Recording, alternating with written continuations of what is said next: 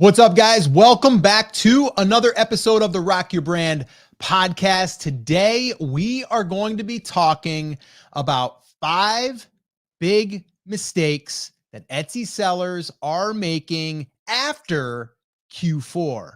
Because, well, Q4, get a lot of traffic, get a lot of sales, but what happens after the fact?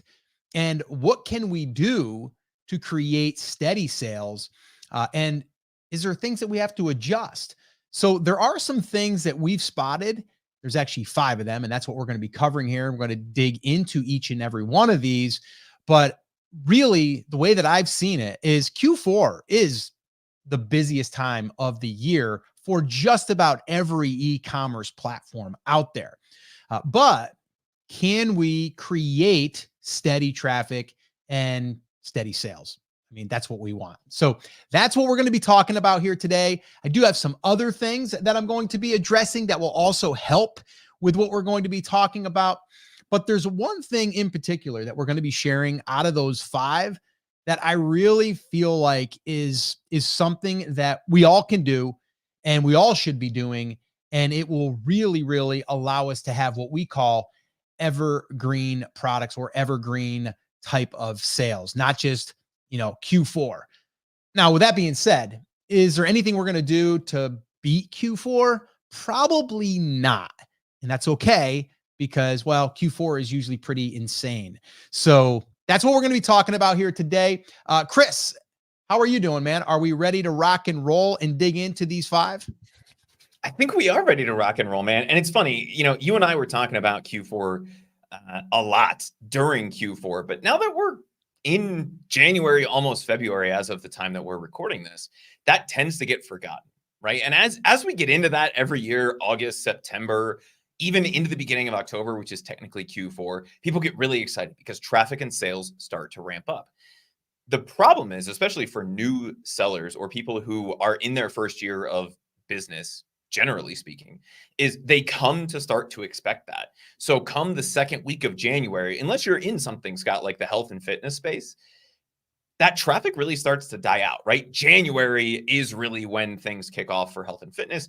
In the Etsy world, most businesses are going to see that big boost in October, November, and December. And so a lot of people will start to panic. And that's the reason we wanted to have this conversation today. People will start to panic as we get into January and they say, oh my God, my traffic went away. Do I need to dial up ads? Do I need to triple down on SEO? Do I need to launch more products?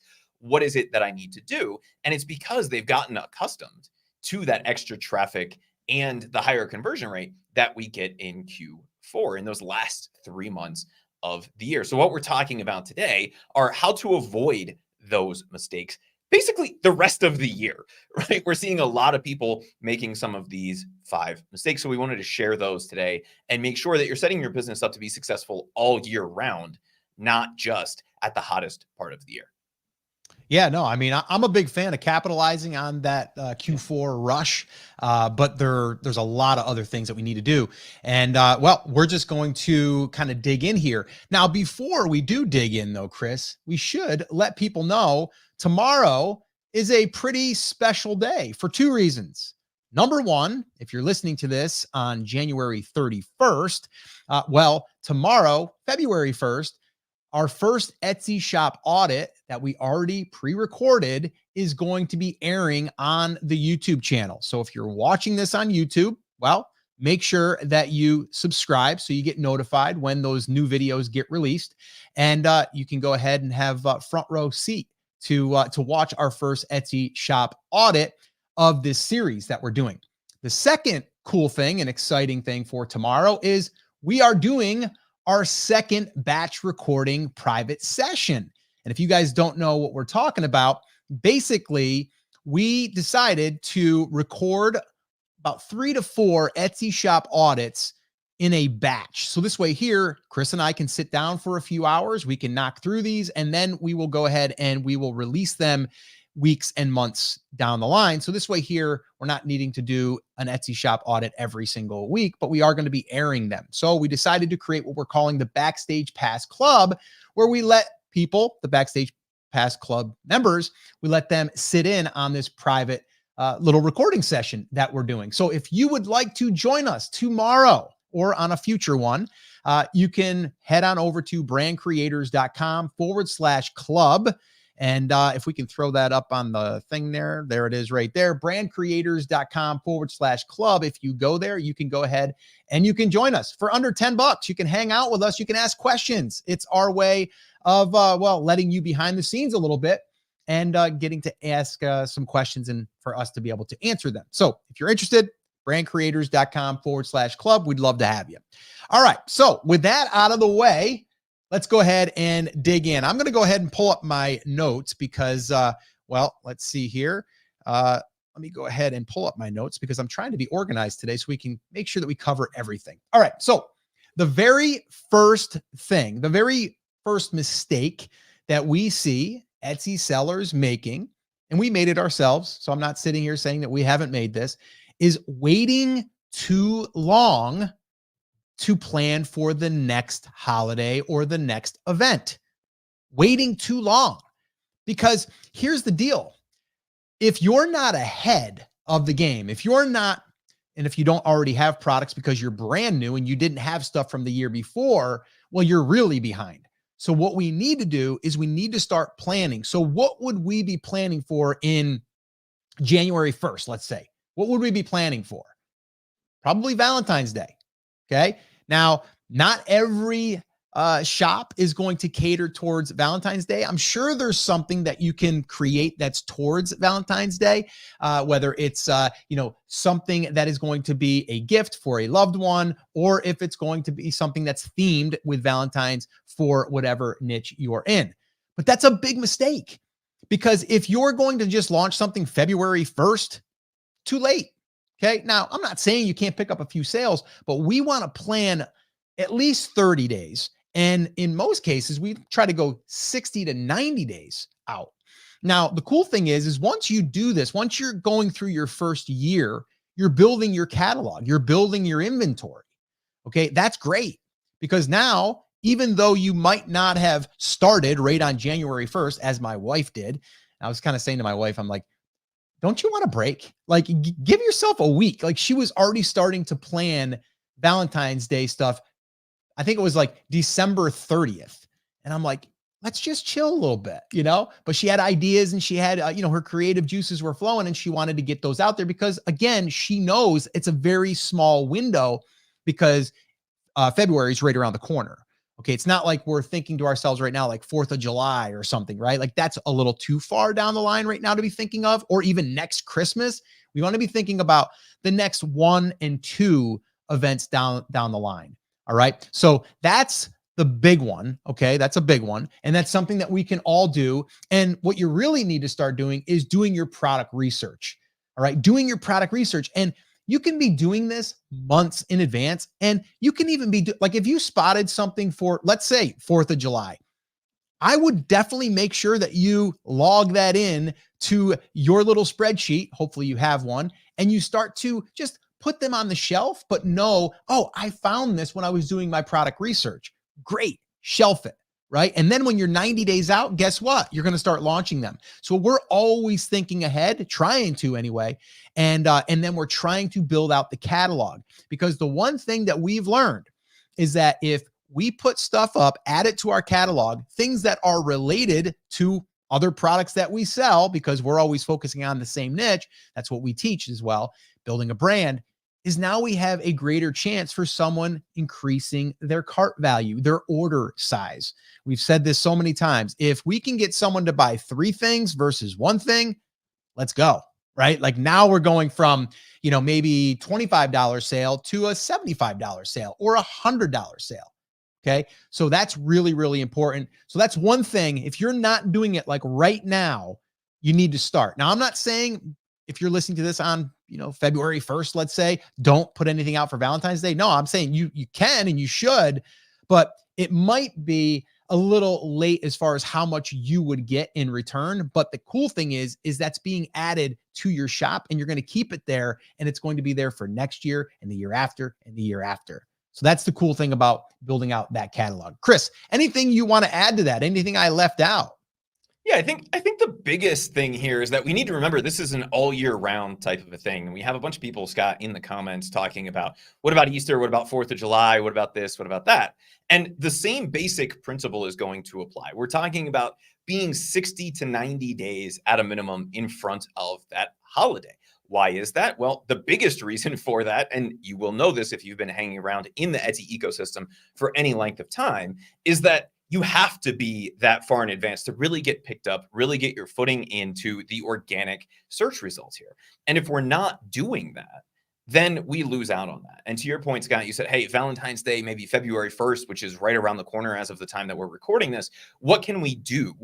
Well, the thing we're kind of limited to there then is ads. And we're big fans of Etsy ads, but you don't want to be reliant on that all year round for every single sale. So if you can get 60 to 90 days in advance of that next big thing, which for most people after the Christmas season is going to be not necessarily New Year's, although there are some niches that would work for. It's going to be Valentine's Day and then something like Easter. And the best thing that you can do is just take a look at a holiday calendar right now. Go to Google, type in holiday calendar, look for any of the big holidays, wherever it is that you are in the world, right? I live in a majority Catholic country. So like every Friday from November through the beginning of January is a holiday, essentially. But for the rest of the world, we're talking Easter, Christmas, Thanksgiving, Halloween, right? If there's a big celebration in your niche, then by all means add that in. But you need to be thinking about this stuff, Scott, to your point, 60 to 90 days in advance. And the biggest mistake we see people making out of Q4 is they get so bogged down with those orders at the beginning of December that they forget Valentine's Day is around the corner and they lose out on that opportunity because not everyone is like your wife. Some people do need a break after that rush, and they take it in the first week of the year, the first few weeks of the year, and that then puts them behind the 8 ball in terms of the next big holiday event, especially with the push, Scott, that we heard last week from Etsy talking about how they want to become the gift-giving platform. Valentine's Day is a very big gift-giving holiday, and if we can take advantage of that right out of the gate, our business is going to be in a better position.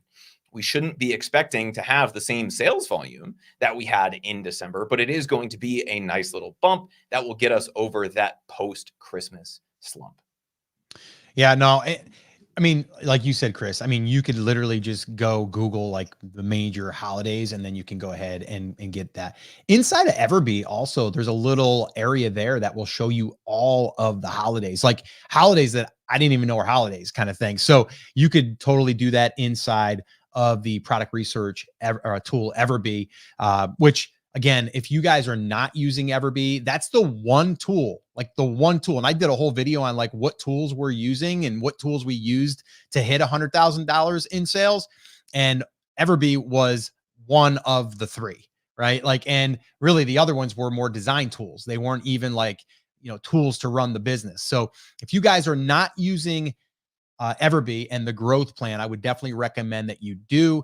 If you would like to go through our link and, you can get you can try it out. You can also, Chris, I believe that we have it where you can try it. And then after that, I believe you can upgrade to the growth plan. I think you get 10 searches for free. At least it was the last time. So if you are interested in trying it out, you can go to brandcreators.com/Everbee and you can sign up there.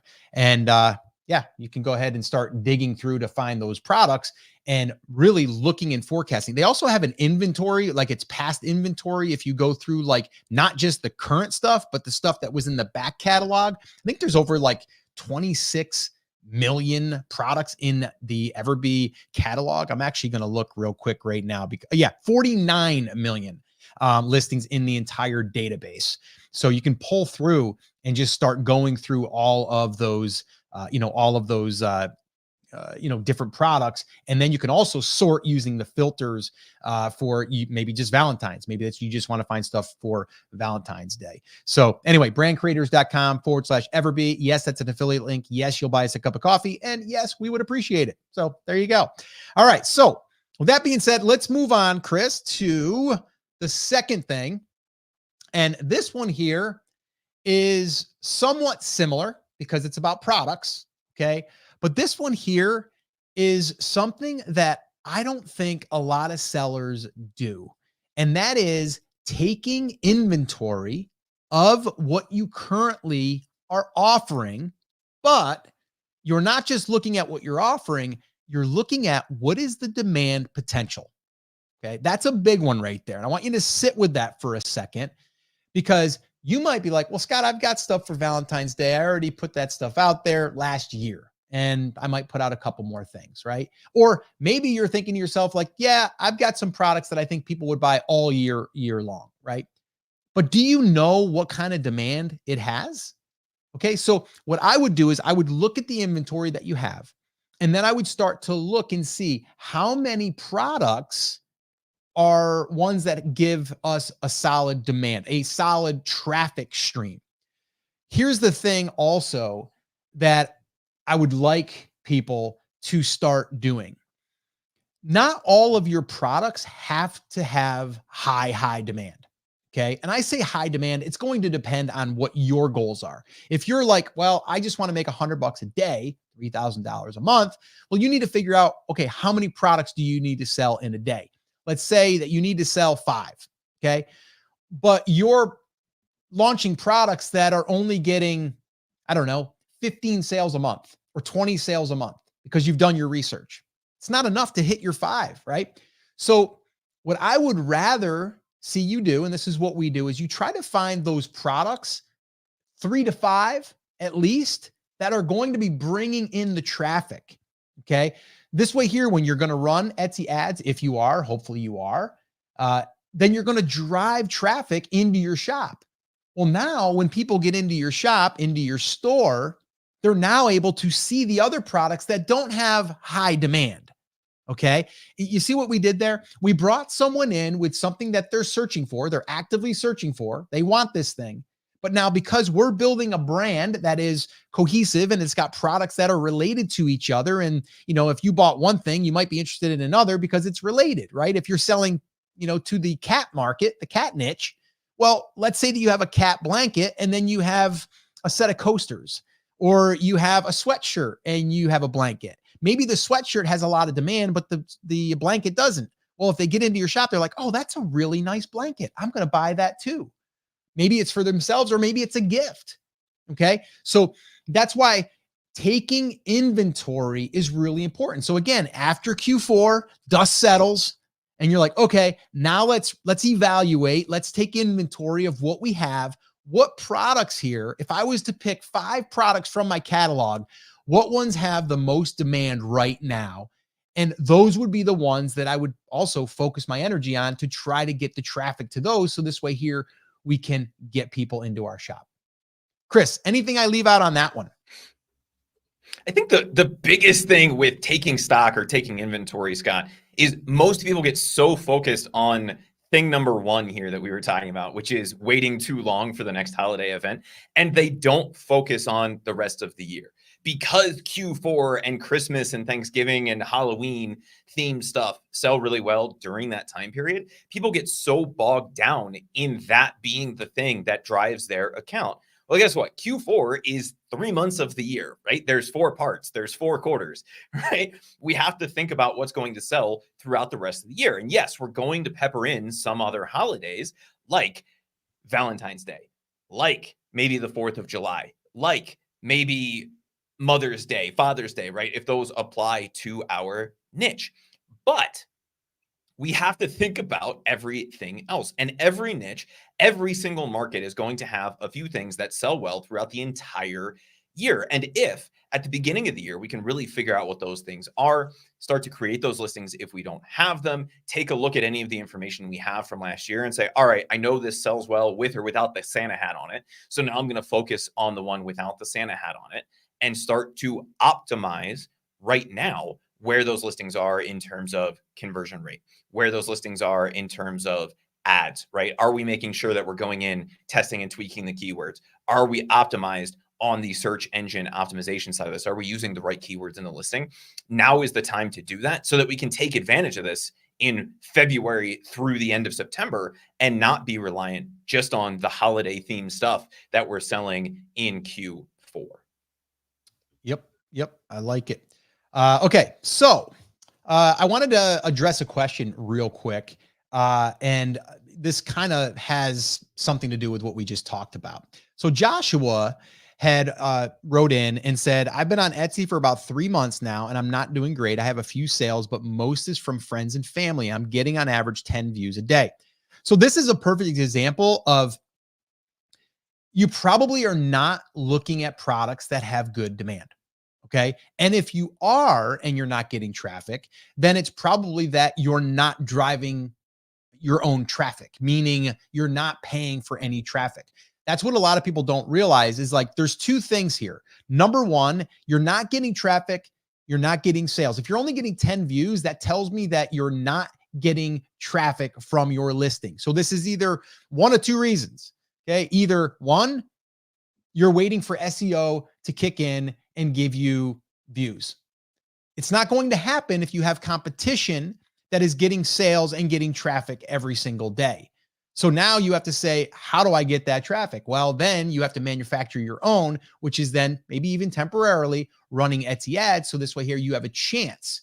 Okay. If you don't get up to the plate, you don't get a chance to swing. That way you can't get a hit, right? We got to be able to, I know I'm using a baseball analogy, but you get the idea, right? So that's what I would say. Big thing for a lot of people. They're sitting here like, I've been doing this thing for 3 months and I'm not getting any views. I'm not getting any sales. And my question is like, number one, do the products have good demand? Okay. Have they been proven that they're getting views and that they're getting sales? And number two, if there are, how many people are competing for that?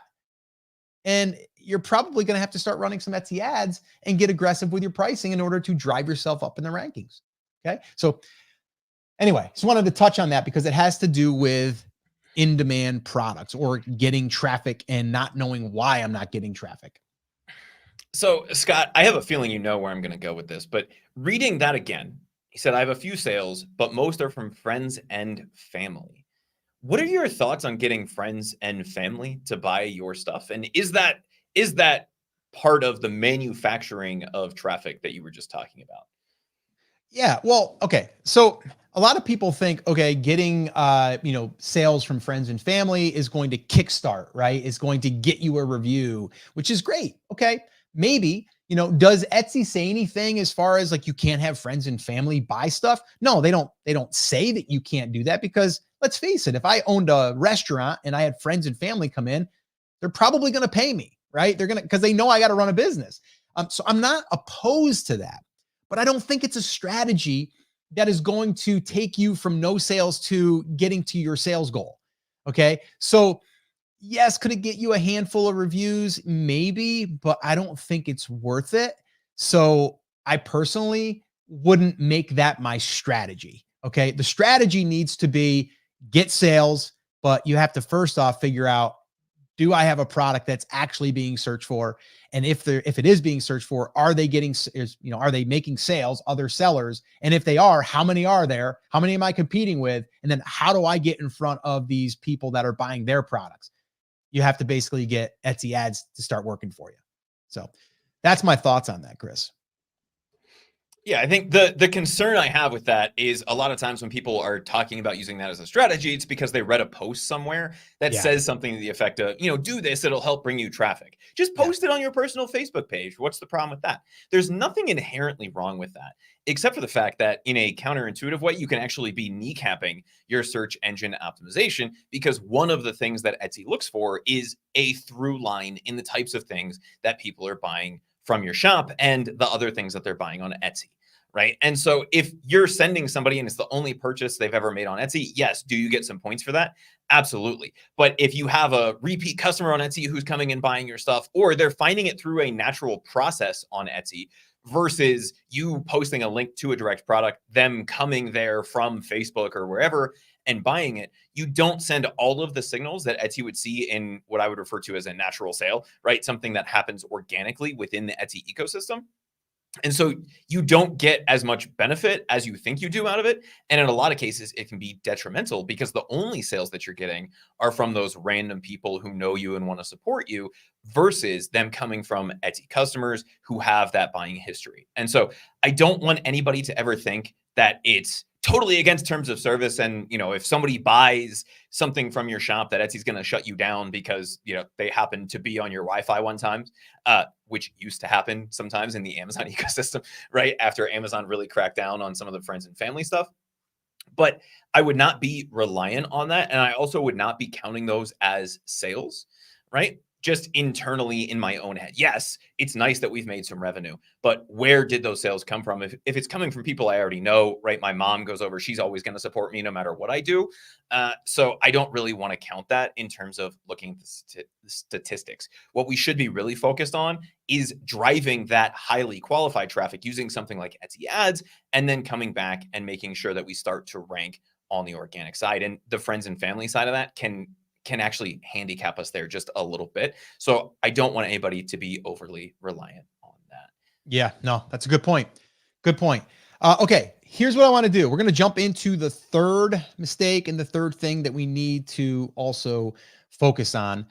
Before I do, though, if you guys are getting value from this podcast and this live stream or this replay, however you're consuming it, smash that like button for us. That helps the old YouTube algorithm a little bit, and it'll help it reach more people. We'd appreciate that. And if you haven't subscribed yet, if you'd subscribe, we'd appreciate it so much. All right. So, all right, let's move on, Chris. Let's see where we're going to go. Here's where we're going to go. I'll tell you right now, this is a big one. Looking at my notes, by the way, that's why I just did that. Updating or revising our Etsy shop. This is another big one. How many times do you go to an Etsy shop? And actually, let me rephrase that. If you went to an Etsy shop and they still had a Christmas banner at the top, right? That's their thing that they're showing off of Christmas products. In the announcement, it says you need to order before December 12th in order to be guaranteed for Christmas. What would you think? You'd probably think that this store owner went on vacation. Like they're nowhere's around, right? They're not really paying attention to their shop. Because if you had a brick and mortar, I'm sure that you'd take down your Christmas decorations and you'd probably update your sign. Okay. So you have to treat that as a real brick and mortar shop. That's how I do anyway, because you don't want someone to come there and have that negative feeling. As small as that may seem to you, it's still something that could make someone not buy.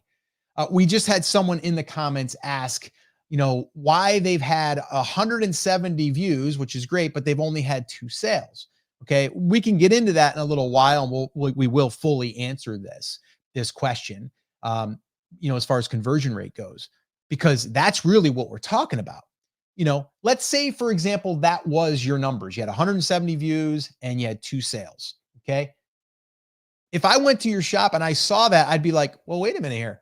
Maybe people are like, I don't really trust that they're even there because they haven't updated their banner. They haven't updated their announcement, right? Like it still says get 50% off for Christmas. Like that could turn people off. And then someone's not going to convert to, a buyer. Okay. So that's a big one. So if you have not yet done that, do it now. You're about 31 days late. Okay. So do it now. It's better do it now than never. Update that so it's more geared towards the next thing. So if you do have products that are for someone either buying for Valentine's Day, for someone they love as a gift, whatever, update it. Okay. Update the banner to let people know, yeah, we're here. We're expecting the next event. I mean, look at all of the department stores. They do it all the time, right? They're way ahead of us. That's another little tip for you. If you go into your local supermarket, or you go into a Home Depot or a Lowe's or any of those, and you start seeing that they're putting out for the next thing, and you're like, why are they putting out Easter stuff already? It's because they know they've got a limited amount of time. They got to get it out there, okay, and get people thinking about it. So make sure banner is updated. Make sure that your announcement is updated. And here's another one. Make sure that your message, your auto message that you have that is going out to your customers, make sure that that is updated as well. Because the last thing you want to do is have someone buy from you a Valentine's Day thing and they get your auto message from Christmas that says, thanks so much for your order. I just want to let you know we're going to do our best to make sure that you get it in time for Christmas. We don't want that. Then people might bail out and ask for a refund. Okay. So make sure that those 3 areas are taken care of. Anything you want to add to that one, Chris? I know I've told this story before, Scott. I think it was 2 years ago at Christmas. I went into Target on December 26th, and they were getting rid of the Christmas stuff and putting up Valentine's Day stuff.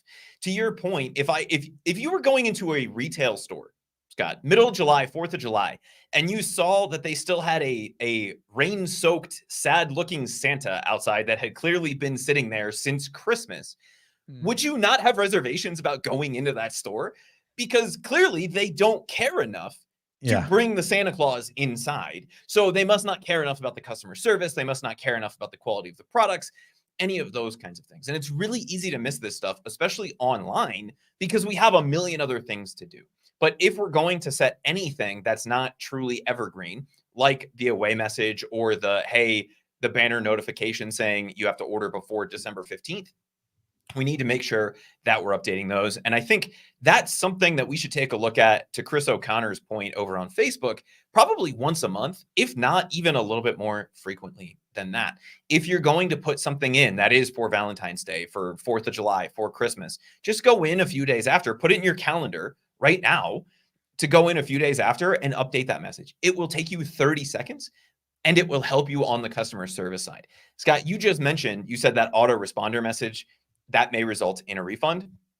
Even if it doesn't result directly in a refund, it's certainly going to result in more than 30 seconds worth of customer service work over the next few months as people go, but it's July. So are you still going to get me my thing before July 4th?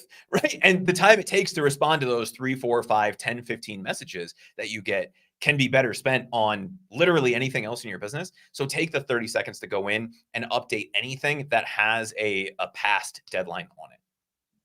Yeah, no, it's good. Okay, cool. All right. Yeah. And we do have questions coming in, guys. We will do our best to answer those here once we wrap this up. Also, if you see a special badge that other people have that you might not have, that's just because they're a Backstage Pass Club member. And one of the perks is we always answer those first in the order that they're received. So again, if you would like to be part of our Backstage Pass Club, where we let you behind the scenes of our private recording of doing our Etsy shop audits that we're going to be releasing as a video series. You can get access to these before they air, weeks, sometimes months in advance, and you get to ask questions on that live private call. But you also get to, chime in here and we'll see your badge, and then we'll make sure that we flag that as a member, and we'll answer that one on these public calls that we do here on these live streams. All right. So at brandcreators.com/club, if you're interested in joining us. All right. So let's move on. And my fourth one is this. And this again reminds me of kind of what we just talked about a minute ago. It's almost like you're not paying attention. And this here can cost you money. Actually, it does cost you money. And that is not turning off your Etsy ads for your Christmas stuff. Like, I know that seems kind of like obvious, but if you don't do that, you're going to be driving traffic or showing up. Now, you're not going to get charged for the view, but you are going to get charged for the click. And you might be saying, well, why would anybody click on that? Because they might want to see it because they saw it there in front of them and they're like, oh, that's interesting, but they're not really interested in buying it. They're just interested in, that's kind of a neat idea, or, oh, maybe next year, right? But they're not going to buy it now. Now, I'm not saying that some people won't buy something Christmas related after the holidays. Sure, we sell stuff pretty much throughout the entire year. And I always scratch my head. I'm like, really? A stocking in July? Okay. Whatever. That's a big one, because a lot of times in Q4, it's crazy. Okay. And if you haven't experienced a crazy Q4 yet, you probably will. And when you do, you're thinking right now, maybe like, oh, I would give anything to do $50,000 in a Q4. Like, that would be amazing. And then you're doing it and you're like, oh my gosh, I can't wait for a break. Right. Like, that's my wife every single year. So when you're pulling your hair out because you're trying to get orders done. You're trying to answer all the questions that are coming in. You're having manufacturing issues, print issues, things like that. The stuff that's going to happen. And when you're busy, it's like, oh my gosh, I got another fire to put out. When you're all done, you're kind of like, all right, I'm done. Good. Woo. We made it. Make sure that you do these things that we're talking about, like the announcement stuff, like we talked about the banner and things. That's not as important as turning off those ads. Because if you don't turn off those ads that are going directly to a Christmas stocking and you're driving traffic there and people are clicking on it, it's costing you money. So you're basically throwing money away. So make sure that you do that. That's a huge mistake. You wouldn't want to go back a month later and go, oh my gosh, I forgot that. I forgot turning them off. And I even increased my budget this year, right? So make sure that you do that. That one there could be costly. Chris. So is that global advice, Scott? Or would you say people wouldn't need to do that if it's still profitable? Like you and I were talking as we moved into Q4 last year, we were selling a lot of Christmas stuff in July. So if their ads are still working for them, would you suggest that they leave it on until they're no longer making sales and it's just driving traffic for no reason? Or would you say just turn it off, and then if you want to add them in again at some point, turn it back on? Yeah, I mean, for us, I can only speak for what we do. We're shutting them off because our idea is like, we'd have to then look at that ad and go, okay, a month from now, we had 3 clicks and we had 1 sale. Okay, great. But is it worth it where you could forget about it? And then you're like, because for me, we've had so much sales velocity that we're probably going to show up in search anyway. And to be quite honest with you, all of our sales on the holiday stuff, when we're not in holiday, in the Christmas, Q4, they're all organic. Like we don't leave any of them on. And I mainly do it because I don't want to not turn them off. I don't want to forget because I don't see the upside as being that big of a deal. I'd rather take that ad budget and focus them on the products that I want to really push next, or the ones that we're launching, and really, really push those. So that would be my recommendation. That's what we do. But by all means, if you're selling, 10 Christmas stockings a week and all of them are coming from ads and it's profitable, then yeah, leave them on. But I haven't allowed them to do that, so I wouldn't know. Yeah, I'm kind of in the same boat. Unless you're going to be aggressively monitoring your ads, it's probably better just to turn them off. And then once you start to see the occasional organic sale of your Christmas stocking again, then you can consider adding them back in. Especially if you're on a limited ads budget, it's much better to save that money for testing new products, getting keyword data that's going to be useful in the short and medium term versus next October.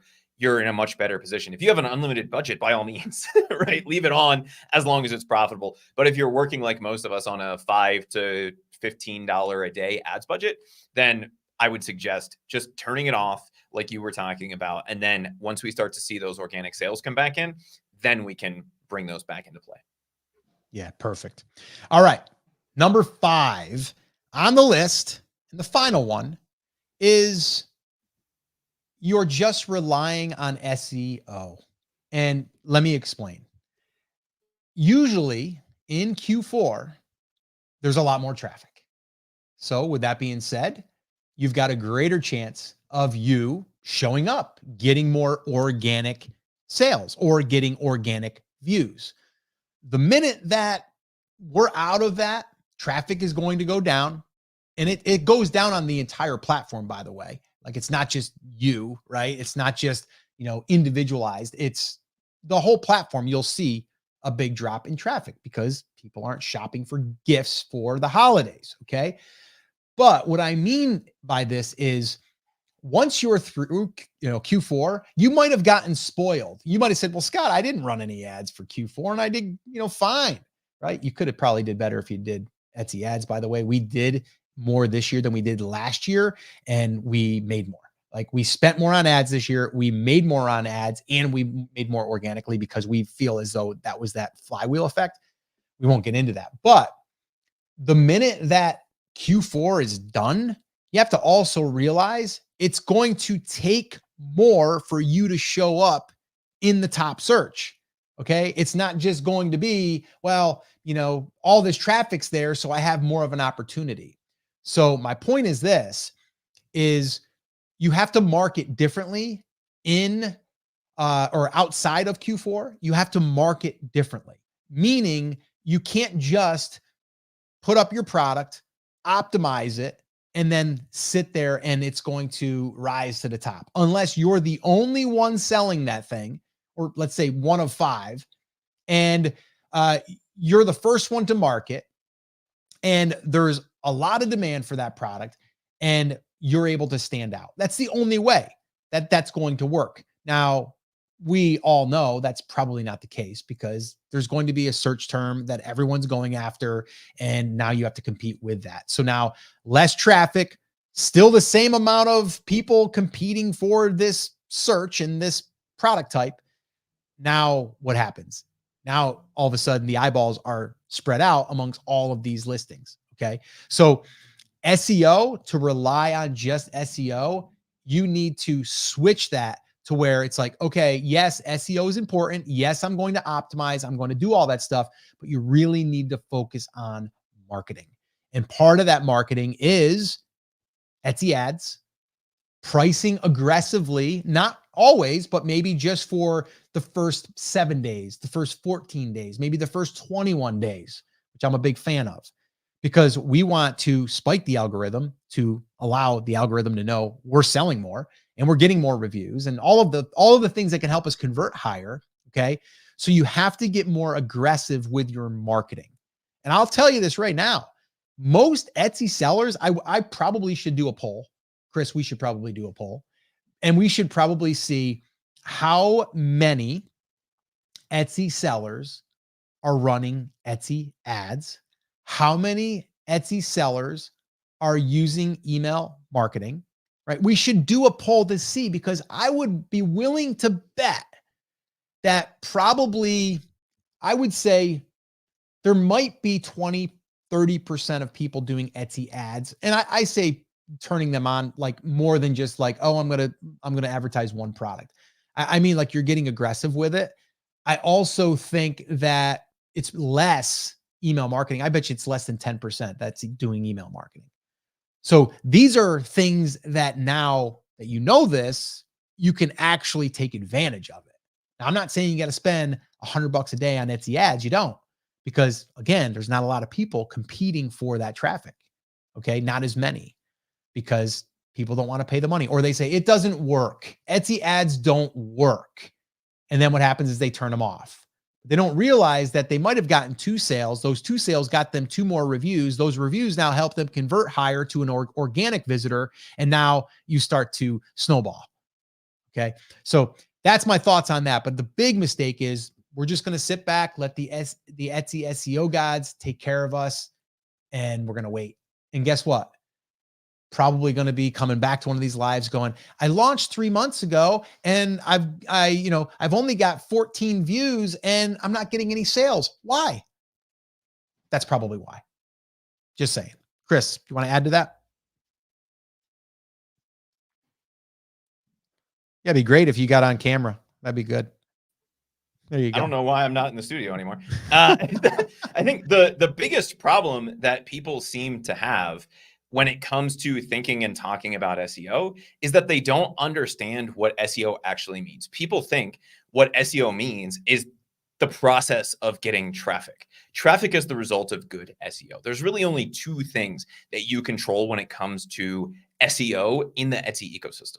It is the foundation of the keywords that are included in your title, tags, and description, and the conversion rate of the traffic that comes to your listing from organic search results, from ads, from external things. The only thing Etsy cares about at the end of the day is if they show my listing and your listing, whose listing is more likely to convert for that specific search, for the intent behind that search in the eyes of the user. And if that's the case, that's then what determines if I show first, or Scott, if you show first. So if we've set the foundation of doing our keyword research and creating a good listing to begin with, we're getting a little bit of data back from the early organic search results, and we're getting data back from ads. There's not really anything else to do on the SEO side. And in fact, going in and testing and tweaking and making all of these changes that everybody is tempted to make can be detrimental to the listing. And so we want to avoid being overly reliant on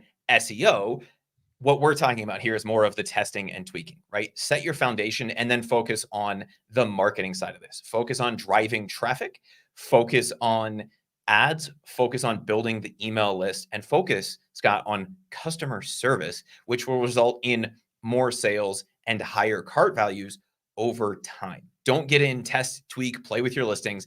That will actually be detrimental to you in the long term. Set that foundation and then focus on driving traffic and increasing that conversion rate. Yeah, I love that. You know, it's not hard to do this stuff, by the way. It just does take a little bit of a mental shift. I think people have been so used to just thinking like to sell stuff on Etsy, you just launch stuff. And some people say launch thousands of products, right? Like, you know, do all no, like it's not about that at all. It's really simple, not easy, but it's simple. The strategy, like what to do, and we've covered a lot of it here. But it does take a little bit of a mental shift, okay, in the mindset of how people have been conditioned because, well, a lot of the Etsy gurus out there are, you know, still saying, you know, jump on a trend, you know, launch t-shirts, sweatshirts, you know, the standard stuff, and just jump on a new trend that's happening, you know, like that's to us, that's not a long-term strategy. And number two, it just, to me, it's like we're building a business. So this way here, we can get momentum and doing the things that we're talking about, the 5 things that we just covered right there, to me, will help you throughout the rest of the year after Q4.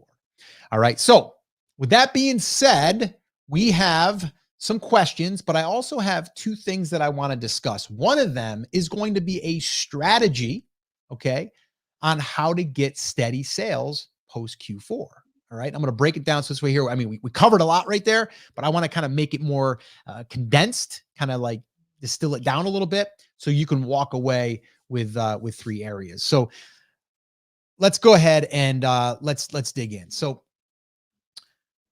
one of the biggest things that Etsy sellers struggle with post Q4, when all of the traffic's here, all of the sales is here, is getting steady sales. We all want steady sales. Q4, we somewhat get spoiled because there's a lot of traffic and there's more chances to basically make more sales and get more traffic. But what do you do? What do you do to get steady sales throughout the rest of the year? Well, I've got 3 things that you can do as part of a strategy that will help you go ahead and get more sales, steady sales. All right. So the very first thing in this strategy, you must do this. You must do this or it won't work. And that is, we need to start with products that have demand. Now, you may have heard me say this before, hundreds of times, probably thousands at this point. If you don't have products that people are searching for, it's going to be impossible for you to get steady sales. Agree? It's very, very simple. Okay. So we have to do the product research up front. Now, how do you do product research? There's a ton of different ways you can do it. I like to use a tool. I use Everbee. If you want to give it a try, I'll drop it in the description. I'll also put it up here on the screen. You can go to brandcreators.com/Everbee and you can give it a try. But here you're able to look at existing products and look at the demand. Now, demand for you is going to be different than it might be for me. You might be like, I want to sell 30 products a month. Okay, great. Are there already people, sellers doing 30 sales on that type of product right now? Are there more than one? So the reason why I'm covering this part of it is because we can't do the rest of this strategy unless we have that piece in place. So that's why it's so important that we find 3 to 5, I like 3 to 5 products to use as my demand engine, let's call it. This is where we're going to be able to take these products and they're going to lead people to our shop. They're going to lead people to us. All right. Really, really important. I hear so many people say, well, I've launched a whole bunch of products and I've only got a handful of views. Part of the problem is you're not going after products that have good demand. And demand is really simple.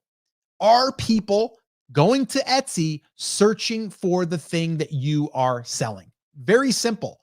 A lot of people come up with a new idea. I like this. This is going to be great. People will love it. Do we know if they'll love it? So we don't want to guess. We want to know. And this is where we want to take the time to do product research. So 3 to 5 products. And I would like those products to be similar as far as, or at least they could be purchased together. An example I've used before is, let's say that you're in the cat niche. Well, someone looks for a cat sweatshirt gift, and then they come to your shop and then they see, well, you also offer tumblers. You also offer blankets. You also offer a tote bag, like different things that a cat lover would like. And this person might add it to their cart to buy more than just one thing for this person when they're gifting. Okay. So really, really important that we do this because it will also increase our cart value. So we always want products that are related to each other. 3 to 5 would be the magic number.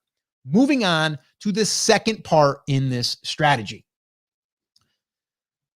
What I want to do whenever I'm launching products is I want to get as much attention to this as humanly possible, as fast as possible. And the way that we do this, there's 2 things. One, we run short sales. Those short sales are basically, we find out how much our profit margin is. And then what we do is we price it to just a little bit above break even. You might be saying, why would you do that? Because we want our products to stand out. We want them in the very beginning. We want to get an influx in sales because that's going to spike the algorithm.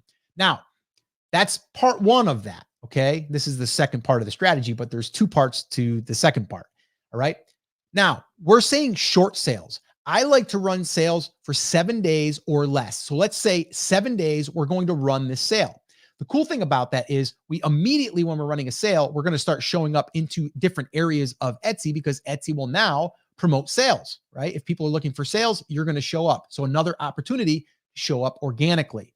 All right. The second thing is now you also have a deadline. So as you get closer to the deadline, it'll say 12 hours left, 6 hours left. And then it starts to kind of build that clock in where people see it, and then they're going to need to make that decision. Okay. But we need that in place on the product that's in demand. Remember, that was step 1. Step 2 is we want to price it aggressively. All right. And this is only going to be for the first 7 days. The second 7 days, the 14 days, we'll call it, is we're going to now create a new sale, but now we're going to bump the price up just a little bit. So now maybe instead of making $1 profit on that, we're going to make $5 on that. Okay. And we're going to do that again for 7 days. And then we're going to repeat that for the last 7. So 21 days in total would be this launch. And on that third short sale, we would then get really close to whatever our price is going to be. So we might still offer 20% off or something like that. Now, the third part in this strategy is going to be traffic. How are we going to get traffic fast? Well, we're going to run Etsy ads. Okay. So now we're going to turn on Etsy ads. You can start at $2 a day, $5 a day. Doesn't really matter. All right. So if we said $2 a day, 7 days, that's $14. So you're going to spend $14 to drive traffic to your listing with a sale. You see, we put the sale in place because that's another conversion mechanism. Okay. So when people come there, they're like, oh, this is a great deal too. I should buy it. Okay. And now you're able to get that sale. Now, you might be thinking, but Scott, I'm not making any money on that first 7 days. I'm making like $1, if that. I'm not even making that because I'm spending money on ads. Why would I do this? Because number 1, we're going to start getting reviews. Okay. Those reviews are going to come on that listing. That listing is now going to convert higher to other people because now we have social proof that people are buying this and people are happy with it. Okay. Now, the second reason is it's also going to be sales velocity. And Etsy is going to look at that in their algorithm and they're going to rank us higher. Okay. So that's another good sign. All right. Second time that we go through this round, we're going to now bump it up so we can cover our ad cost and we can make a little bit. And we're going to repeat that until we get to the 21 days. And then after that, you can decide what you want to do. Okay. But if you do not have a product that has high demand, you're going to turn on Etsy ads and guess what? You're not going to get any traffic because no one's searching for it.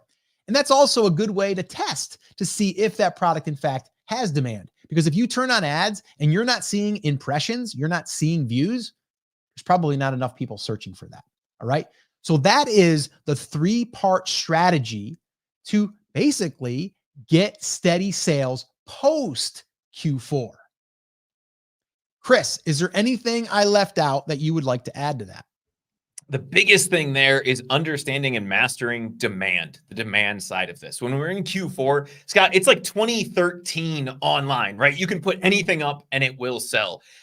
5 years ago on Etsy, it was still that way, right? No matter what time of the year. Now there's a little bit more competition. We have to focus on the products that are going to sell, especially as we get into the rest of the year and we get out of Q4. If we're really focused on the products that will drive value for us as the seller all year round, meaning those evergreen type products, that is 90% of the game. And I think the last point you made there, Scott, about ads is one of the most important things. I would say probably the number one question that we get about Etsy ads has to do with, okay, I'm not hitting the budget. What does that mean?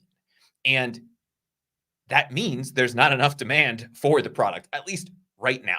So if you have some products in your store, you're running some ads on them, you're not getting those impressions, even when you are paying to get those impressions, 99.99% of the time, that's going to be a great indicator that there's not a lot of demand at this point for that product. So you may want to go back. If you find a few products like that, go back to your product research process and figure out where you went wrong. Because if Etsy's not giving you paid impressions, it's going to be very hard for you to get enough organic, unpaid impressions to make that product worth the time, energy, and effort, at least at this point of the year. So use that kind of as your golden indicator as to whether you're hitting that demand side well enough or not. If you're spending your total ads budget every single day, awesome. It means you have products that people are looking for. Then the question becomes, how do we turn as many of those clicks into sales as possible versus scrambling to get more impressions and more views because there's not enough people looking for the products that we are creating and trying to sell on the platform. Yeah, perfect. Before we move on, Chris, I wanted to, Shelly had said, I'm slowly seeing the light. You guys are worth your weight in double fudge ice cream. I like that. I could go for some ice cream. I mean, That's that sounds an impressive good. amount of ice cream. Yes. I mean, I'm not saying I'm fat by any stretch of the imagination, but 100 plus pounds, almost 200 pounds of ice cream, I can get behind that. Yeah. Well, thanks for that. Thanks for that. All right, let's move on. And then we're going to answer questions. We got a bunch of questions in the queue. Once again, if you have any questions, drop them in there. We will be answering our Backstage Pass club members in the order that they were submitted. And if you're not yet a club member and you'd like to be one and get all your questions answered and join us on a live Backstage Pass private recording session that we're doing for our Etsy audits, you can go to brandcreators.com/club and you can join us for under $10, by the way. All right. So let's dig in. One of the best ways to get sales and really predict sales is to do what we call product hacking or holiday product hacking. And this is where I actually did a full video on what this was. So let me share with you what this Etsy seller product holiday hacking thing is. I did a video recently and I wanted to give you a breakdown on what this looks like, because I really do believe that if you are planning for the next 12 months, you should be doing it well in advance. So here is a very distilled version, and I just kind of wanted to explain what this actually entails. All right. So number one, if you want to do some holiday hacking, you will need to understand what are the holidays. Okay. So do a quick search on Google and find all of the major holidays. And then what you're going to do is you're going to create a spreadsheet. And in that spreadsheet, you're going to want to put all of those different holidays, okay, the different dates, and you're going to want to start planning. All right. And the reason why I said put it in like a Google sheet is because now what you can do is for each one, or even in a tab down below, you can create the holidays, and then you can put all of the product ideas when you're doing your product research.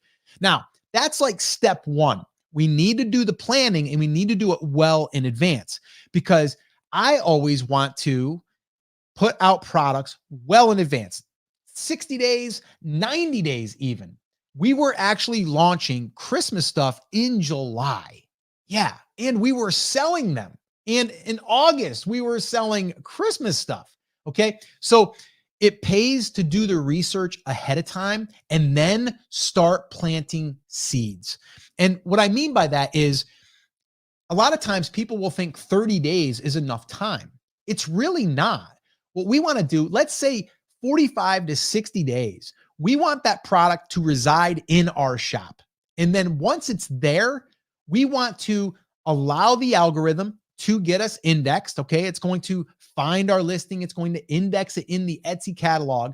But now what we want to do is, about 30 days out, we then want to start running Etsy ads. Okay. And the reason why is because now we know most people aren't going to be running Etsy ads. That's just a given. Etsy sellers, a lot of them don't run Etsy ads. But even if they are running Etsy ads, they're not usually running them 30 days before the holiday. So now you're going to rise above. So going through this strategy, it takes planning, it takes creating, posting, and then running the Etsy ads. That's really all there is to it, but it all does come down to the planning. So we always sit down, we will plan out all the major holidays. Now, we've already been through the cycle several times, so we kind of already have those as bookmarks, if you will. So now what we'll do is we'll just start adding to that catalog, and we'll start really tapping into the holiday that's one or two above, okay, or down the line. So I can't stress that enough. Planning is so important, and doing your product research, giving yourself time to do the product research. If you're not yet using a tool, I strongly recommend you doing this. And also, I recommend you looking at the database that they give you. I say they, Everbee is the tool that we use. If you're interested in using it and trying it for free, you can go to brandcreators.com/Everbee, or you can just click on the link on the screen here. And here's the deal though. You can look at products that have sold, okay, or that are selling. But the cool thing is with Everbee, they're collecting a database. So this is a database that, well, it could be 3 years that it was pulled in from. So now we can look at products that did well 3 years ago or 2 years ago, because now we have access to this catalog. All right. Now, I did a full video showing how to do that. I'll also link that up in the description. So make sure that you check out the description. But I can't stress it enough. And I know I've said I can't stress it enough a lot, because it's so important to plan ahead. So this way here, you're the first to the game. All right. You're the first one to market, or the first one that's showing up. Because even if you have products that you've already launched for a holiday, that's great. Add a few more to your inventory every year is great. But the cool thing is now really all you have to do is you can start running a sale, maybe 30, 45 days, 60 days in advance. Just run a sale on it, see what happens. And then when you're about 30 days out, run Etsy ads combined with the sale, and you'll start getting some additional sales, and you'll start to get yourself seated and indexed. So this way here, when people are coming on organically, you're going to show up there now too, because you're getting sales before any of the other sellers. So really, really important strategy there. That's holiday hacking. Chris, anything I leave out on the holiday hacking? I think just on this, Scott, I know we're going to get asked, and actually the question literally just popped up, is like, how far in advance, right? So you're saying 30 days before the holiday. Is that before the buying period for the holiday, or is it 30 days before the calendar day? So in the case of Christmas, right, that's a fixed day on the calendar, December 25th. So we're going to be running those the 25th of Thanksgiving.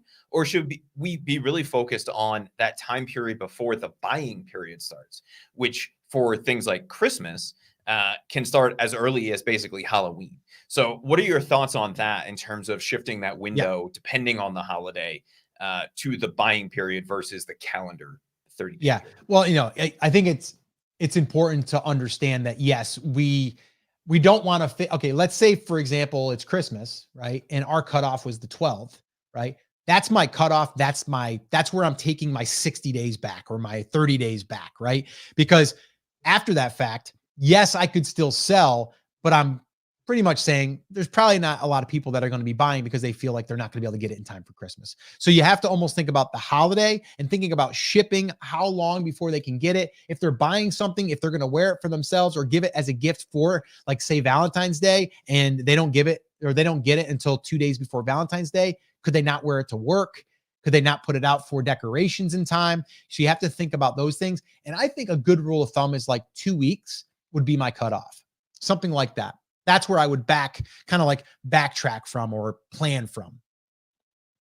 Yeah, I think that makes sense. And with Christmas, that window will shift a little bit depending on what Sure. your cutoffs are. But I think that 30-day period, you can typically look at the calendar. And I think the biggest thing if you're going to holiday hack this year is just making sure you have that list of the holidays and know where they are so that you can plan ahead. Like we've been talking about here today, Scott, if you're at this point not ready for Valentine's Day, can you still get away with listing some stuff? Yes, absolutely. Would I, at this point, be sitting down to create Valentine's Day designs? Probably not. I'd probably be focused on Easter at this point to make sure that I'm making the most out of Easter and spring and all of those kinds of things, rather than trying to squeeze something in over the next few weeks to sell, a couple heart-shaped things or whatever that is. Yeah, cool. All right. All right. We have a bunch of questions that we're going to get to here. So with that being said, let's go ahead and let's look at all of the questions and let's start answering them.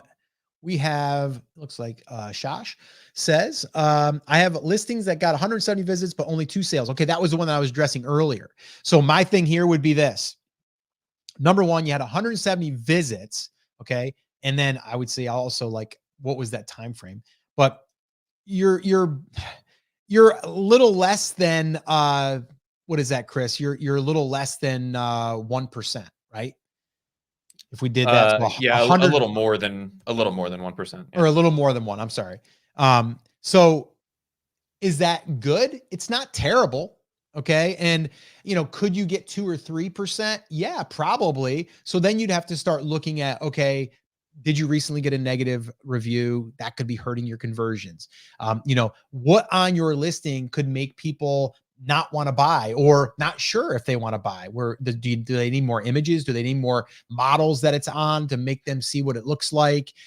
Or if you're selling a tumbler, do they need to see a different angle to see how wide the mouth is? Like, I don't know. I'm coming up with things, but there could be a reason why people aren't buying. And that's what we would want to look at. Because if you had 170 visits, 2 sales, how do we get it to 4 sales? Like, so a lot of people think, Chris, I got 170 sales. Why am I not getting 70 sales? Right? It's just not the way it works. Generally, 100 visits, 1% would be 1 sale, right? If you can get to a 2 or a 3% conversion, you're doing pretty good. Yeah, and I think that part of this comes back to what we were talking about, Scott, with the Q4 stuff, right? We get spoiled by conversion rate during Q4. So it's very easy to come back in January and go, well, I'm at like 1.5%, right? And it feels like that's bad. That's actually not terrible. The question I would be asking is not what's wrong with the listing, but how can I improve it, right? And with 170 visits, we're not getting a ton of information yet. So I would want to see, maybe we get to 200 visits, Scott, and we end up with 4 sales just out of those last few people because the ads are a little bit more dialed in or whatever it is. So keep in mind that we probably don't want to be making big drastic changes at this point, but it's also not the world's worst listing, right? We've had lots of listings that get several hundred views and no sales. And then once Etsy kind of figures out what they're for, that's when you start to see that increased conversion rate.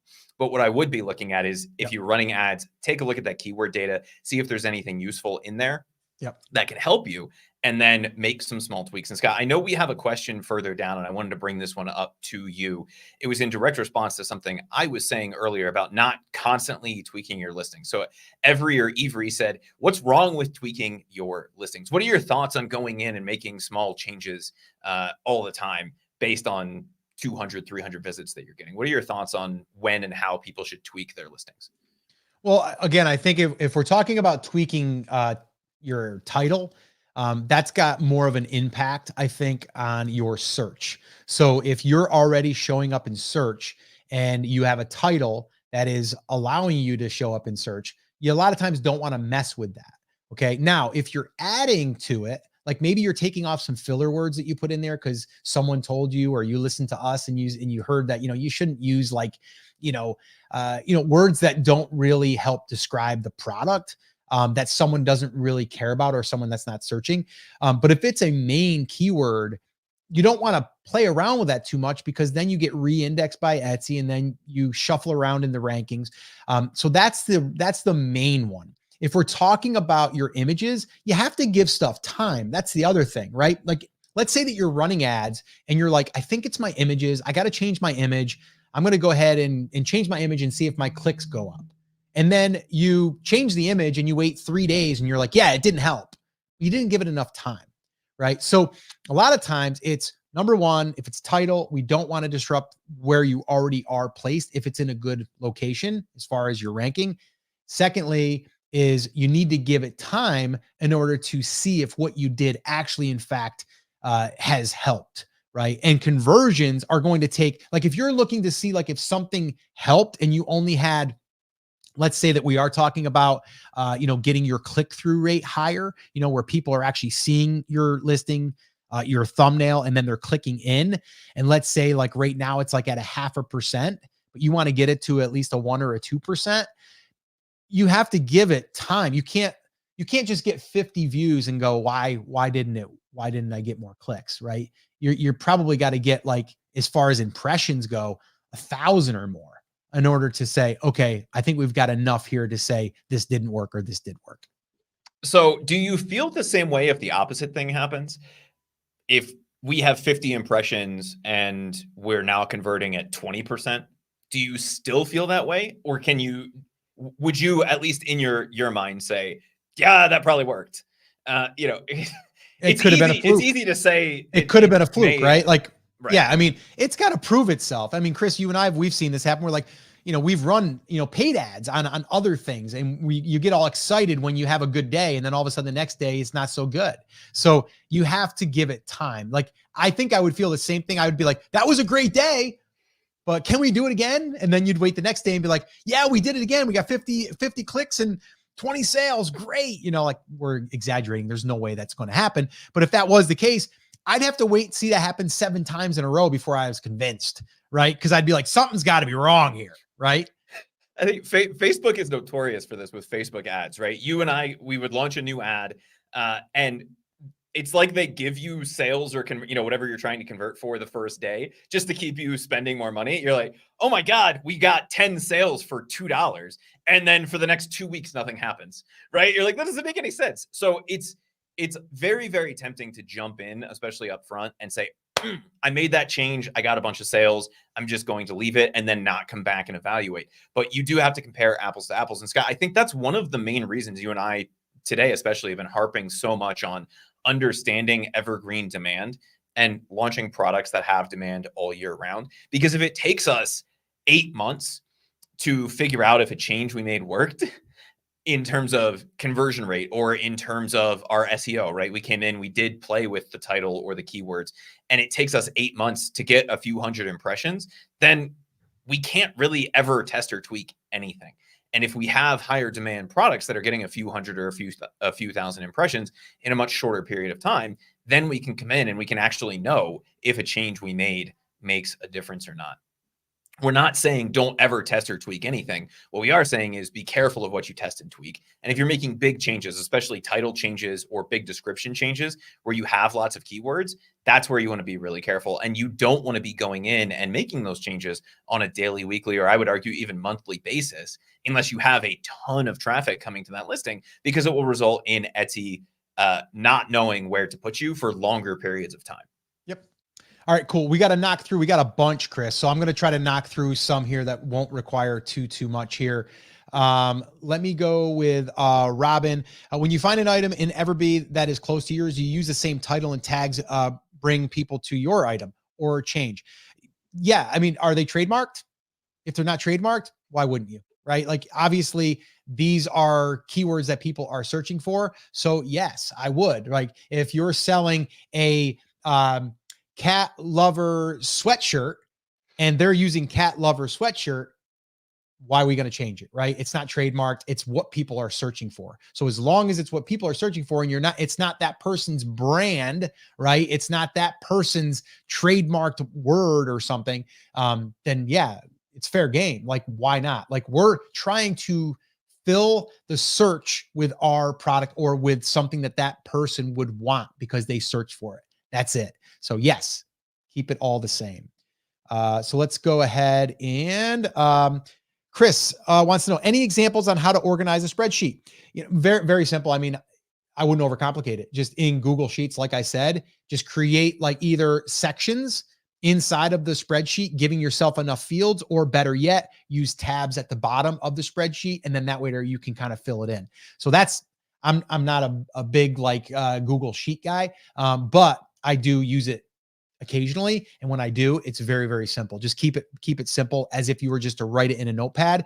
But I think the tabs would probably help you as far as specific holidays, because then you'd have enough area to put in products and keep that stuff so you can go back to it. Greg wants to know, how do I get my shop audited? Chris, can you put up the link real quick? brandcreators.com/audit. I will say this right now. We have a backlog of Etsy shops that we're going to be auditing. And the way that it works right now is we have our Backstage Pass Club members. If they want their shop audited, they get put to the top of the list. But you're more than welcome, even if you're not a club member, to submit it. It doesn't mean that we won't do one, but it will definitely probably be later in the year. Because right now we have a backlog of some of our club members. And if you did want to become a club member, go to brandcreators.com/club. And you can join us there. And Chris, if you would throw that up on the screen, that would be great. All right, let's see here. Let me see. I'm going to go to another one here. Fatty Pancake, who's actually one of the Etsy shops that we audited, which will be coming out in about 3 weeks. So stay tuned for that. Let's see here. Was this the question though? There it is. This is more of a listing question. Is there something we can use to export and modify our listings quickly? I know there's a quick edit, but it doesn't show all prices if I have variants. Chris, I don't know of any other way to do it other than the quick edit. And I'm not sure if you know of any way, if you've heard anybody. But to be honest with you guys, Etsy needs to step up their game as far as some of their features. I'm just saying, but I don't know of any other way than to do it in the quick edit. Yeah, they do give you some bulk editing options, but it's extremely limited. If you want to go in and make some big changes or some things that are limited by Etsy directly, the place that I would look, and it's what we actually use to port our entire catalog over to Shopify, is Vela, VELA. That's what we've used, and you can go in and make a ton of changes. I'd have to go look to see if price is one of the things that they allow you to bulk update, but they give you essentially full control over those listings inside of their dashboard. It is, I believe it is a paid tool. So the question, that you would have to consider before you really dive into that is, how much work is it to do it? And then does it warrant, I think it's $20 a month, something like that. Yeah. Does it warrant the $20 a month to be able to do it? Or can you get away with paying for it for 1 month, going in, bulk changing all of the prices, and then do you need it ongoing would be the other question. But yeah, there are a handful of tools that use Etsy's API that give you more ability to do some of those things, like bulk price changes, bulk title changes, bulk photo changes, right? Some of those kinds of things. And especially when you have products with a lot of variations, like we know Fatty Pancake does, it can be kind of limiting in Etsy's backend to be able to do those. So take a look at some of the apps. The one we've used is Vela. Yep. Cool. All right. Stephen Gore, one of our Backstage Pass Club members. What's up, Stephen? I'm a new shop, about 4 months old. I have almost 30 sales, but I have not had any sales for weeks. Probably because it was Q4. Just what we talked about. So my advice to you, Stephen, would be exactly what I shared here today. Starting with finding 3 to 5 products that have good, solid demand. That's going to be, evergreen, or at least for the next holiday that's coming up, or the holiday after that. Right. So that would be my advice there, Stephen. I think today's episode probably could help you if you go through it and kind of follow those steps. All right. So let's go ahead and move on. Oh, did you just put that one up, Chris? What did you have? Yeah. Should I not use my wife's account when I need to send new items to someone who asked for an exchange? Yeah, I would keep it to the account that they bought it from. I don't know why you would do it any other way. That Yeah, would be I wouldn't weird, right? I wouldn't be buying your own stuff to send to other people. Yeah. Just run it through your seller account. Uh, Scott, Richard Reichman said, I sell jewelry. Is there a niche there worth pursuing? So what are your thoughts on jewelry as a niche? Okay, well, jewelry is a great. I don't look at it as a niche, but I guess it could be people that love jewelry, I guess. I look at it more than as you'd find these little sub niches of different products that would go well, right, together. A perfect example is like maybe it's for wedding, right? And in the wedding, you're going to buy or you're going to have these little anklets or these little bracelets that's for the wedding party, right? The bridal party as gifts or something like that. I would probably try to focus there, even though you can create different products for different sub niches. I would start with one that has good demand, just like we talked about, right? And then this way here, you can go down the road of just wedding, right? And just find those products, right? There's going to be 3 to 5 products that you can find in the wedding niche, let's say. So that's what I would probably advise there. You could get into, if you wanted to, something along the lines of for pet memorial. If, a pet passes away and you have a little, necklace thing or an anklet or something like that, right? So you're trying to find these markets that have demand, and then you want to basically create some products that's going to serve that need. So that a lot of times people just want to sell jewelry, right? Like, oh, I've got this pretty ring. What's it for? Who's buying it? What kind of gift? What's the gift for? Right? Think about it like that. And I think then you'll be able to identify some pockets that you can then go in there and show up and really speak to that search. If you're using your whole ad budget in a day, is that a good sign? I do $5 a day and it's gone by noon. Did $25 a day to see what happened, and it used all of that too. So generally, I would say yes, this is a good sign as long as you're spending that money in intelligent places and it's leading to sales. Paige, you were able to get around the problem that we've been talking about, which is not enough demand. If you're spending your entire ads budget, it means that there's at least enough demand to reach that portion of your budget at 20, 30, 40 cents a day, kind of at the high end. And so if you're spending that budget, it means your products are in demand. The question then becomes, is that budget being used wisely? The only way to know that is to look at your return on ad spend and to take a deep look at the keywords that you are spending that money on. If they are leading to sales, awesome. If they are not leading to sales, are they relevant? If they're relevant, then we need to figure out why they aren't leading to sales. If they're not relevant, then we turn them off, and we will then be able to see if we truly have demand or if it was being spent in an unrelevant or irrelevant place. And Scott, right on the back end of that, we have a couple ads questions in a row. Art said, I'm spending $2 a day on 9 items. Should I turn that up to 5 from $2? Well, yeah. I mean, if you're spending $2, the question would be, just like Chris said, are you getting quality visitors? And the reason why I'm saying that is whenever you're looking at your ad, you're like, okay, I spent $2. Did you make a sale? Right? Did you make a sale from that $2? And if the answer is yes, then yeah, keep running them. And yeah, try to increase it to try to get to 2 sales, right? Maybe you're going to spend $2 for each sale, which is totally fine.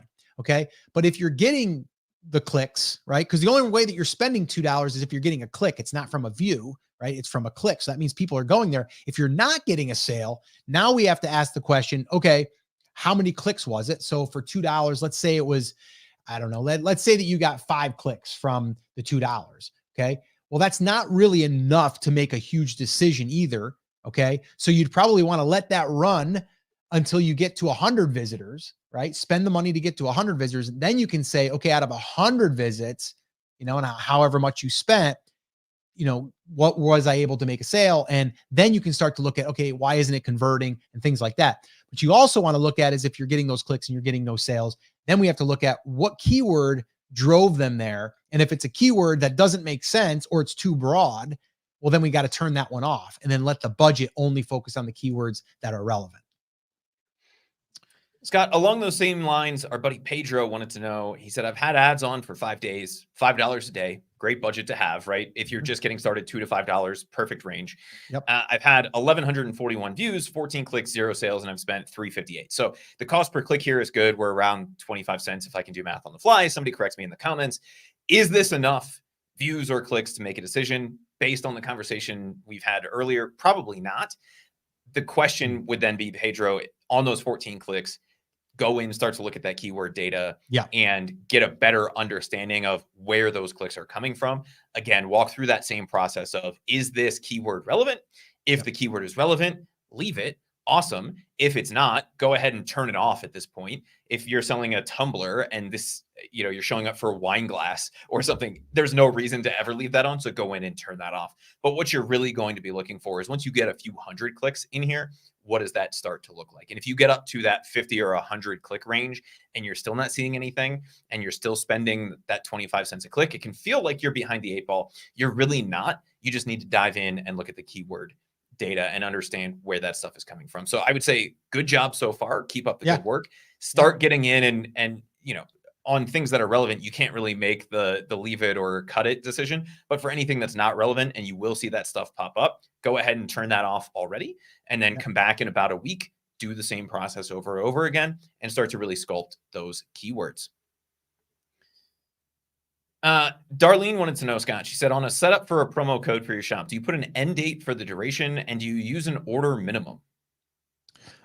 No order minimum, but definitely would set a end date. And the reason why we do that is because we want that, we call them short sales. So it's basically like 7 days. And then this way here, also, it's easy for you to be able to go in, like, let's say every Monday morning, you go in and you set a new sale. So you set it from Monday to Sunday and then it ends. And then Monday morning, you start it up again. That's kind of like our routine. I wish they would have a scheduler. They don't. So we have to do it manually. But yeah, so the reason why we want to do that is because then it shows that deadline coming to an end. Also, if we're running an email marketing campaign, we can drive traffic to that listing and then they'll see that it's going to be ending and expiring, and that will increase the conversions. Yeah, I think I answered that question, Chris. Yeah. What Yellow Gold asked in the comments, Scott, what's the difference between a $5 budget and a $20 budget? And the answer there is $15. The real use of that is, are you spending the budget? And if you're not spending the budget, there's no reason to increase it. If you are spending the budget and you're spending it wisely, then you can start to inch that up. And if you're spending $20 a day and you're spending it wisely, you're going to start to get that return and then you can increase it from there. But start in that 2 to 5 range. And then as you start to increase, just make sure, 1, that you're spending it, and 2, that you're spending it wisely when you do that. Eliz wanted to know, when you're running a sale, are you running it for the entire shop or just selected items?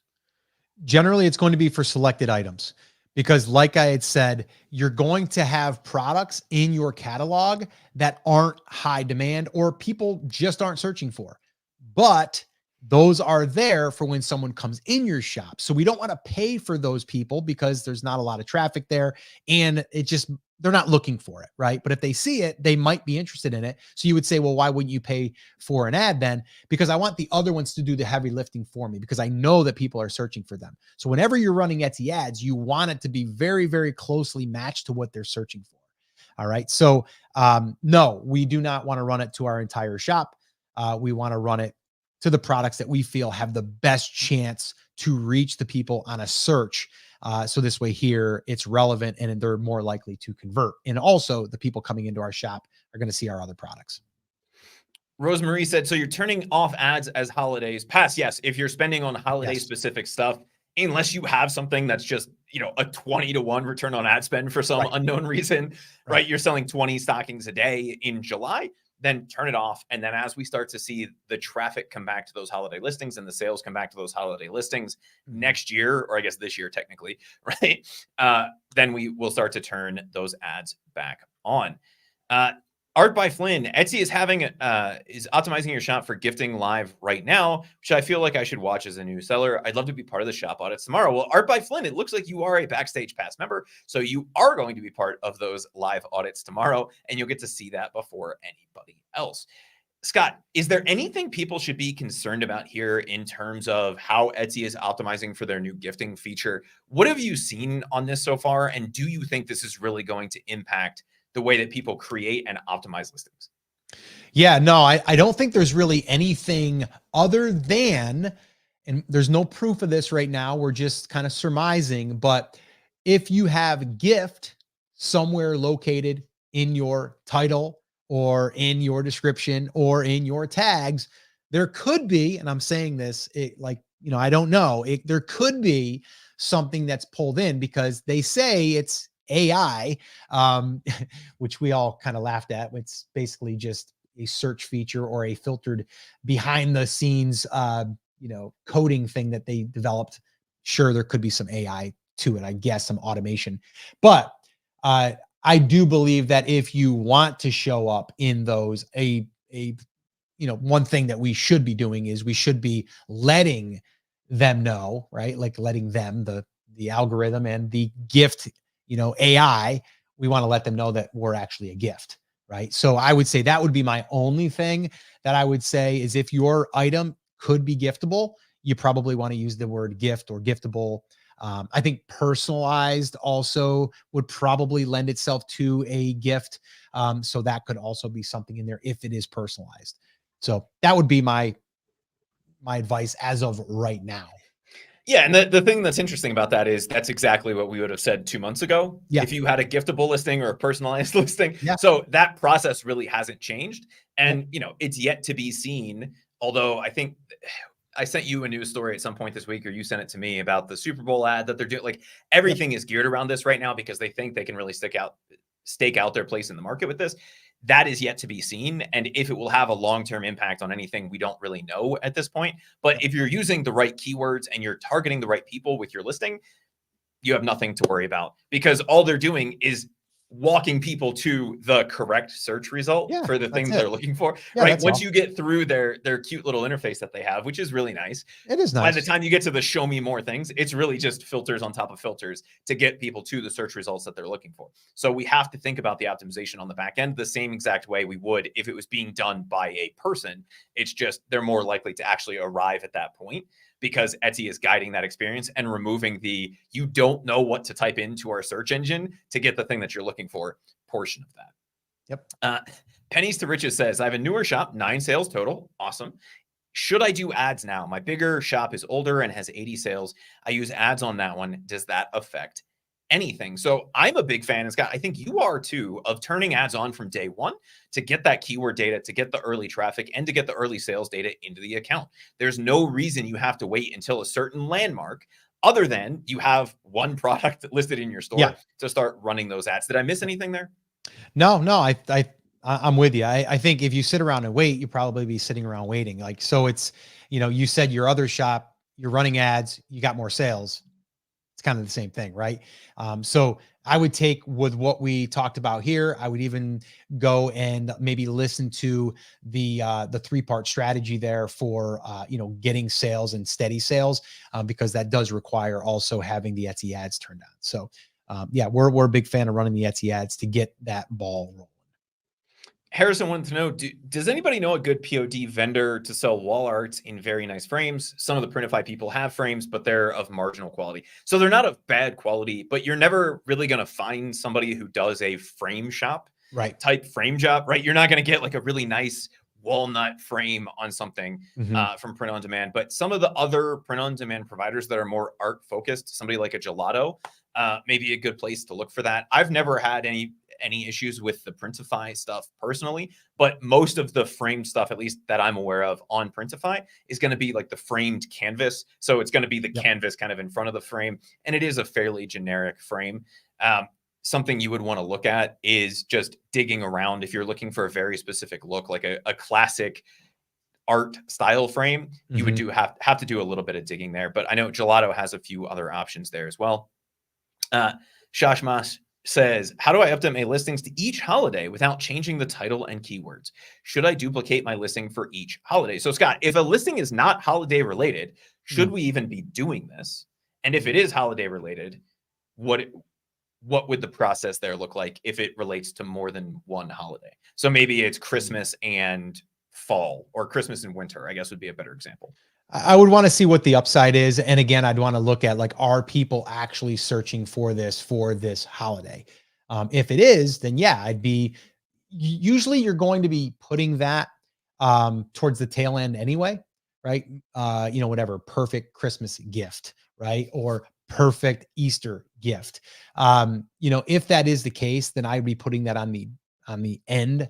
So that way the front is always going to stay the same. Now, if it is heading into Christmas and it's a Christmas stocking, then you're probably not going to change that for Easter, right? So if it's something that's only for that one, you're not going to change it. If it is one that's kind of universal, then yeah, you're probably going to want to change that out because you want it to be tailored to the search. So that's what I would recommend there. The other potential way to do that would just be to leave like good gift in the title and then swap out a tag. And then you're not really screwing that up and you're still relevant for that. But again, I would have to see the product, I think, to get a better understanding. Because if it's for a specific holiday, right? No one gets an Easter stocking, at least that I'm aware of. You get a basket, right? And so, maybe we can start a trend with this. Who knows? But for me, generally, you're just going to leave that alone. Play with tags or play with it at the end of the title, and I think you'll be good to go there. On promo code, Scott, like an abandoned cart, is there an end date on those, or is that something that runs evergreen unless you stop it and change it? Yeah, pretty much it's going to run. As far as I know, it's going to run until you stop it. So yeah. And if you want to go in there, like maybe every 90 days. And the cool thing is if you do that, and they've changed it, right? Like sometimes it'll show up, sometimes it won't. But a lot of times if you change the abandoned carts, it'll say when you restart it, do you want this to include the last 90 days of abandoned carts? And the answer would be yes. So you check that box. That's something else. But yeah, no, there is no way as of right now to say I only want it to run for 30 days or whatever. There's not a lot of automation that you can do within Etsy. I say automation, any scheduling, I should say, because they do have the automation with the internal triggers. So Anush let us know. She said, my Valentine's Day listings are up and running since early January, and I haven't gotten any sales, even though ads are running. So Anush, the question that I would have for you is, what does the actual traffic look like on these listings? And in your niche, is there demand for Valentine's Day stuff in your niche? Right? Like that's the other question. We'd have to look at some of your competitors to get a better idea of that.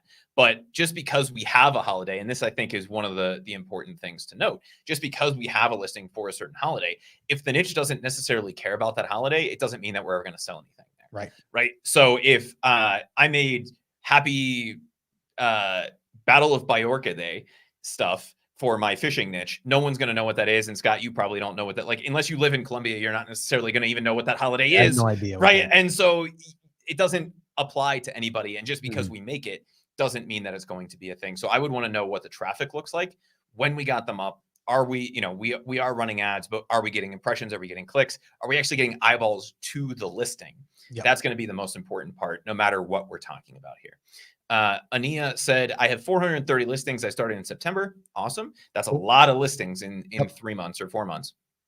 I have 24 sales, and I usually get 1 sale for every 20 visits, which is a 5% conversion rate. That's awesome.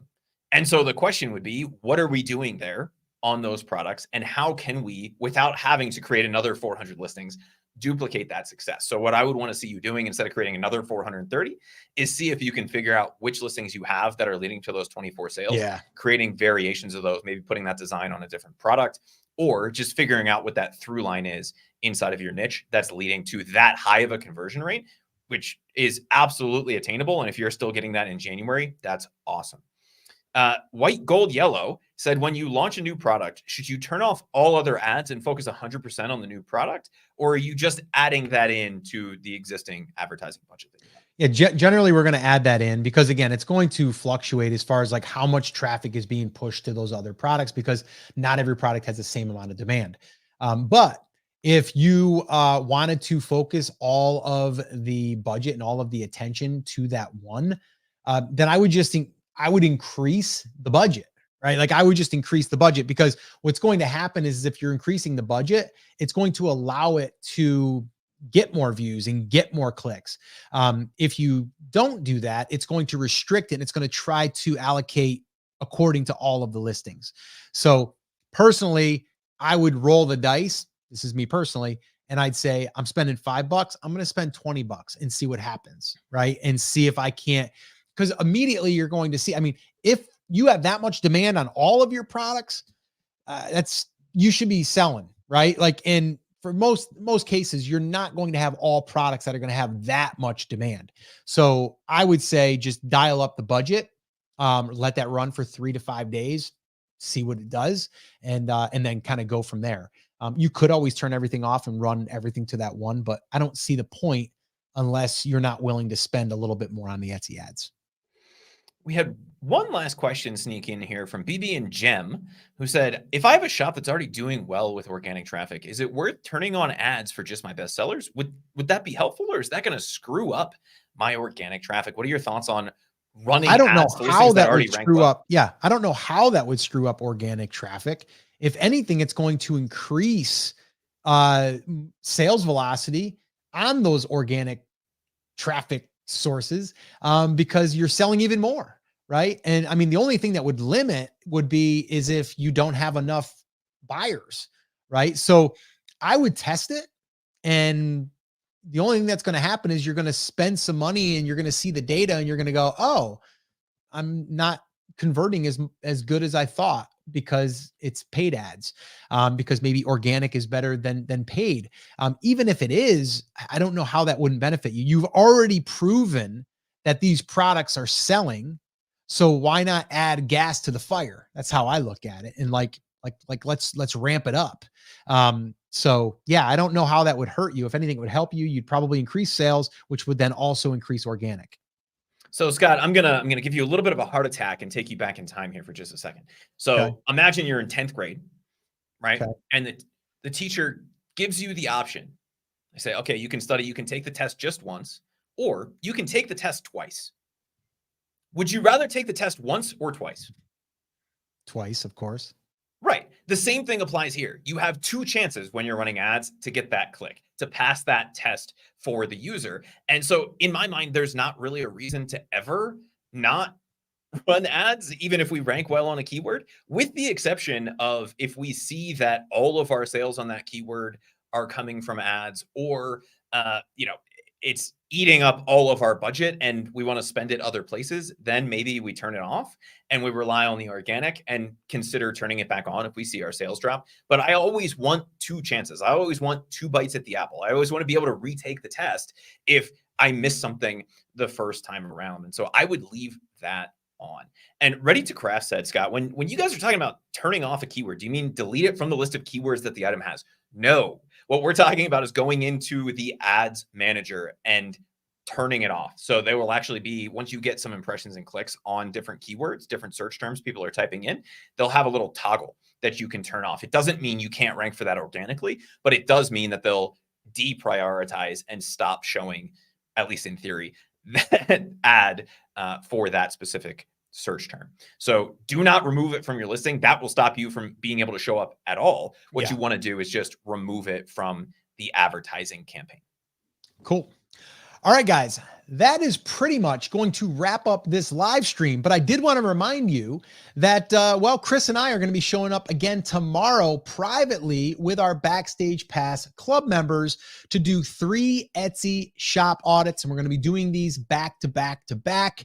And we're going to be answering questions for all of our Backstage Pass Club members. So if you are a club member and you're watching this, be ready, because we're going to start at 12 p.m. Eastern time, 12 noon, that is, and we'll probably go for about 2.5, 3 hours.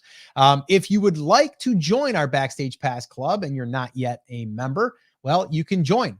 Very easy to do so. Just go to brandcreators.com/join, or is it join? No, club would be club. Yes, that's what it would be. If you go to YouTube and you see that join, you're going to click join. Just go to brandcreators.com/club. You'll be able to join there. It's under $10 and you'll get access to Chris and I. And you'll sit in on this live recording session. Now, the way that it works is these recordings are then taken and edited, and then they are published on our YouTube channel, but weeks in advance. So this way here, or in the future, I should say. So like right now, we have one that's airing tomorrow that was recorded about 3.5 weeks ago. And we are going to be doing another session here tomorrow. So if you'd like to join us, we'd love to have you. And we'll meet. Well, basically, it's on YouTube, so we'll meet there. All right. But anyway, guys, that is going to wrap it up. Make sure that you go back, maybe listen to this if you need a little refresher on what to do post Q4. So this way here, you can start getting those steady sales. All right, guys. So that's it. That's going to wrap it up. Take care. Take action. Have an awesome, amazing day. We'll see you right back here in the next episode. Take care, guys.